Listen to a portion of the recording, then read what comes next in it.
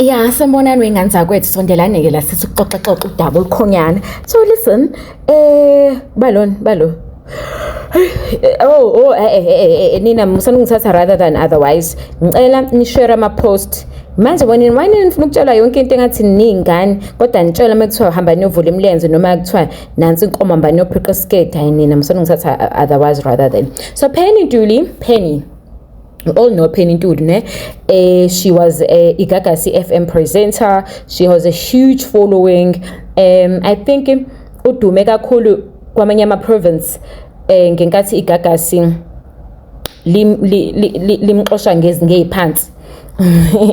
Limholela 2000 limnika 2800 and then she was like nah, I don't think this is worth it. I don't think this is me. I don't think I want to be part of this. And uthi wakhuluma ke nomphathi wakhe wamcela umphathi wakhe uAndamelansi wathi nah child, you deserve this. And then she felt that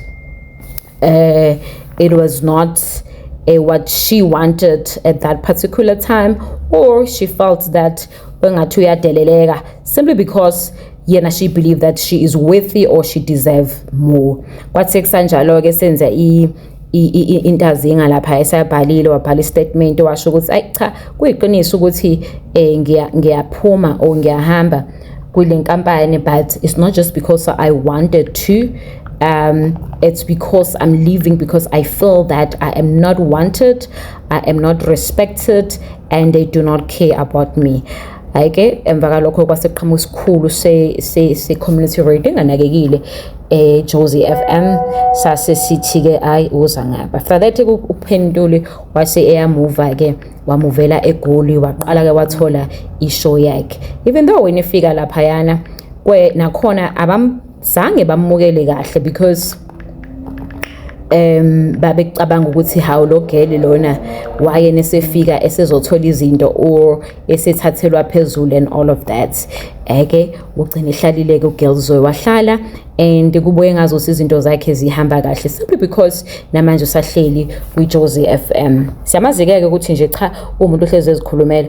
So uPenny ke unomyalezo oqinile nafunayo nafisayo ukudlulisa umuntu o decide ukuthi ahambise ubhuti wakhe emhlabeni. So uPenny uvezile ukuthi uhanjelo umfowabo, asazi umfowabo omnganani kanjani azange asitshele, but nje sibone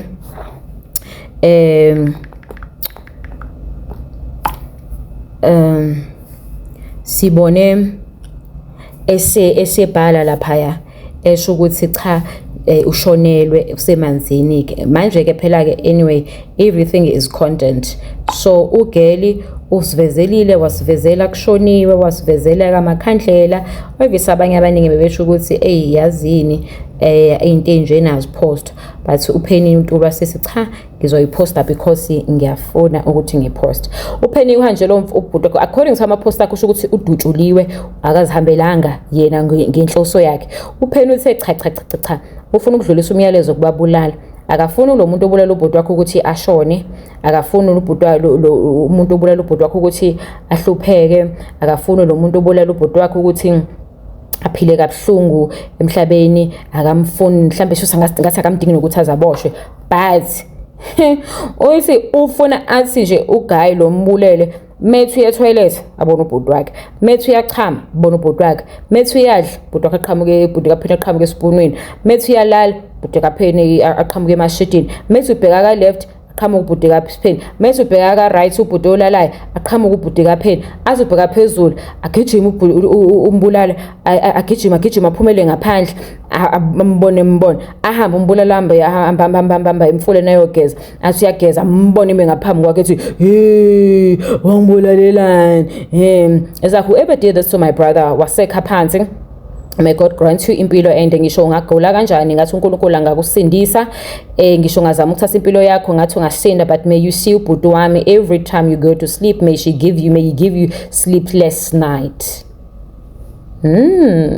So kusho ukuthi ubhuti kaPenny uhambe ngesandla somuntu, udutshuliwe or ushayiswe imoto, yabo. kanjalo.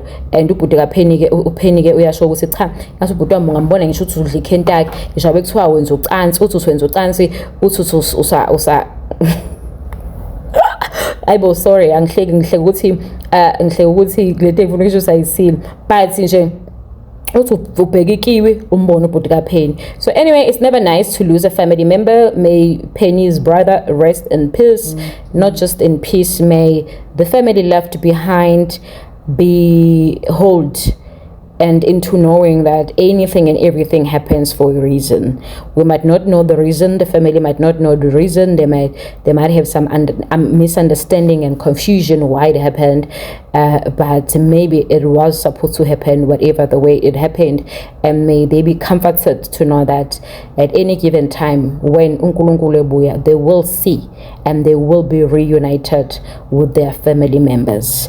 I think mhlambe that's the message that I can pass to say cha abamrelease cha kodwa phela bangamxolele kumbulala hayi umbulala you know amgenqeme yeah kodwa ke I don't know kuthatha umphefumulo umuntu ukuthi uswe kuthini ekhanda lakho I'm failing to understand. So Penny, find comfort guys. Subscribe nina la subscribe.